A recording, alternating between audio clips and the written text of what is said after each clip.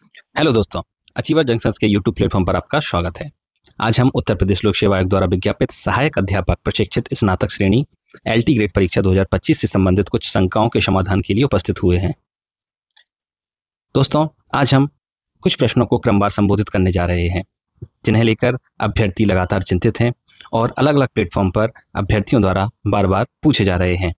चलिए फिर सीधे संबंधित प्रश्नों पर चर्चा करते हैं। साथियों, बहुत से अभ्यर्थियों का प्रश्न है कि उन्होंने किसी विषय से स्नातक में 2 वर्ष ही पढ़ाई की है, तो क्या वे फॉर्म भरने की अर्हता धारण करते हैं? तो इसका उत्तर है हाँ। अगर आपने स्नातक में संबंधित विषय से चाहे आपने 2 वर्ष पढ़ा हो या 3 वर्ष, आप आवेदन कर सकते हैं। यदि आप अर्हता संबंधी अन्य शर्तों को पूरा कर रहे हैं तो निश्चिंत होकर फॉर्म भरें तथा परीक्षा की तैयारी आरंभ करें। इससे फर्क नहीं पड़ता कि आपने 2 वर्ष पढ़ा है या 3 वर्ष पढ़ा है। अगर आपने 2 वर्ष भी किसी विषय को पढ़ा है और उससे परीक्षा उत्तीर्ण की है तो आप फॉर्म भर सकते हैं।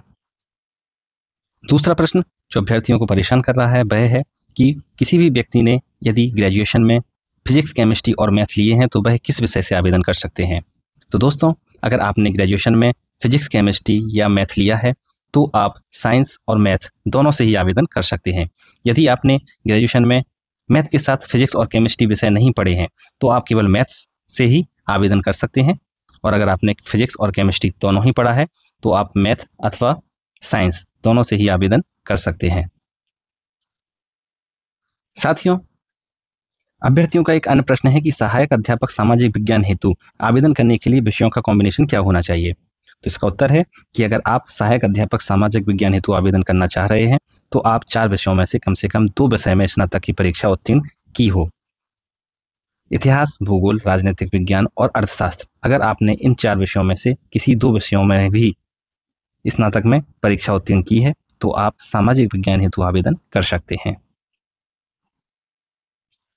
एक अन्य प्रश्न जो अभ्यर्थियों को परेशान कर रहे हैं कि क्या महिलाएं पुरुष श्रेणी में या पुरुष महिला श्रेणी में आवेदन कर सकते हैं। तो ऐसा नहीं है। उत्तर प्रदेश लोक सेवा आयोग द्वारा एलटी ग्रेड की जो परीक्षा आयोजित कराई जाती है उसमें 2 श्रेणियां हैं, महिला और पुरुष। तो महिलाएं महिला श्रेणी में और पुरुष पुरुष श्रेणी में ही आवेदन कर सकते हैं। ऐसा नहीं है कि महिलाएं पुरुष श्रेणी में भी जा सकती हैं। अगर आप थोड़े भी बहुत कन्फ्यूजन में हैं तो आप विगत वर्षों के रिजल्ट को उठाकर देख सकते हैं, जिसमें पुरुष श्रेणी के तहत केवल पुरुषों को ही और महिला श्रेणी के तहत महिलाओं को ही चयनित किया गया है। तो पुरुष पुरुष श्रेणी में और महिलाएं महिला श्रेणी में ही आवेदन कर सकते हैं। साथियों, उत्तर प्रदेश लोक सेवा आयोग द्वारा एलटी ग्रेड परीक्षा के पैटर्न में परिवर्तन किया गया है। पहले परीक्षा केवल वस्तुनिष्ठ परीक्षा के आधार पर होती थी, परंतु अब उसमें वस्तुनिष्ठ परीक्षा के साथ साथ मुख्य परीक्षा को भी शामिल कर लिया गया है।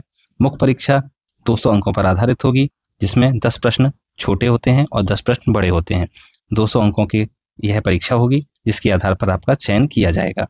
तो अब वस्तुनिष्ठ के साथ साथ व्यक्तिनिष्ठ या डिस्क्रिप्टिव प्रकार की परीक्षा भी आयोग द्वारा आयोजित की जाएगी।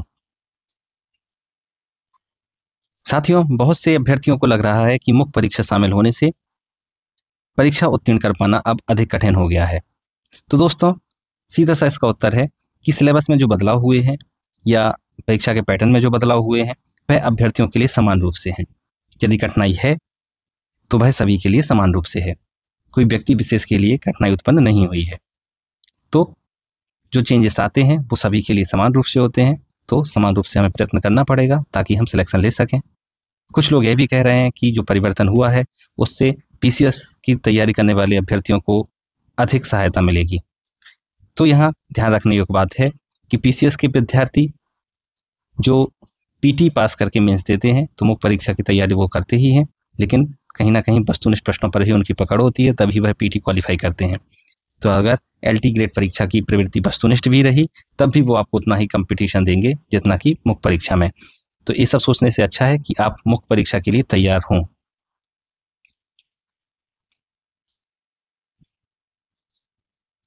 दोस्तों, बहुत से अभ्यर्थियों का एक प्रश्न है कि नए पैटर्न के अनुसार मुख्य परीक्षा की तैयारी करने में कितना समय लगेगा। प्रारंभिक परीक्षा के सामान्य अध्ययन के 30 प्रश्नों को अगर छोड़ दें तो प्रारंभिक और मुख्य परीक्षा का सिलेबस एक समान है। तो अध्ययन के स्तर पर आपको मुख्य परीक्षा के लिए अलग से कुछ पढ़ने की आवश्यकता नहीं है। जो आप प्रारंभिक परीक्षा के लिए पढ़ेंगे वही आपको मुख्य परीक्षा में पढ़ना है, लेकिन उत्तर लेखन मुख्य परीक्षा के लिए बहुत ही जरूरी है। ऐसे में अगर आपने आंसर राइटिंग कभी नहीं की है तो आप निरंतर लेखन का प्रयास करते रहें। प्रतिदिन 1 से 3 घंटे आप उत्तर लेखन का प्रयास करें ताकि मुख्य परीक्षा में आप सहजता से प्रश्नों को हल कर सकें। साथियों, एक अन्य प्रश्न है कि परीक्षा की तिथि अभी कंफर्म नहीं हुई है, तो पहले प्रारंभिक परीक्षा की तैयारी करें अथवा मुख्य परीक्षा की तैयारी। तो दोस्तों, आपको पहले ही बताया जा चुका है कि प्रारंभिक एवं मुख्य परीक्षा में जो वैकल्पिक विषय है उसका सिलेबस एक समान है, तो आपको प्रारंभिक एवं मुख्य परीक्षा की तैयारी साथ में करनी चाहिए। परीक्षा से पहले आप विषय के अतिरिक्त सामान्य अध्ययन की तैयारी करें और वस्तुनिष्ठ प्रकार के प्रश्नों का अभ्यास करते रहें। प्रारंभिक परीक्षा के पश्चात आप वैकल्पिक विषय के साथ तैयारी करें और गहन उत्तर लेखन का अभ्यास करें। यदि आप उत्तर लेखन में नए हैं तो अभी से ही उत्तर लेखन का प्रयास करते रहें, थोड़ा टाइम उत्तर लेखन को भी दें, जिससे आप मुख्य परीक्षा के लिए सहज स्थिति में आ सकें। तो दोस्तों, उम्मीद है कि एलटी गेट परीक्षा से संबंधित आपकी समस्त शंकाओं का निराकरण हो गया होगा। आप विभिन्न परीक्षाओं की बेहतर तैयारी और संबंधित जानकारी के लिए हमारे टेलीग्राम और व्हाट्सएप चैनल से जुड़ सकते हैं, जिसकी लिंक डिस्क्रिप्शन में दी गई है। चलिए फिर मिलते हैं नेक्स्ट वीडियो में।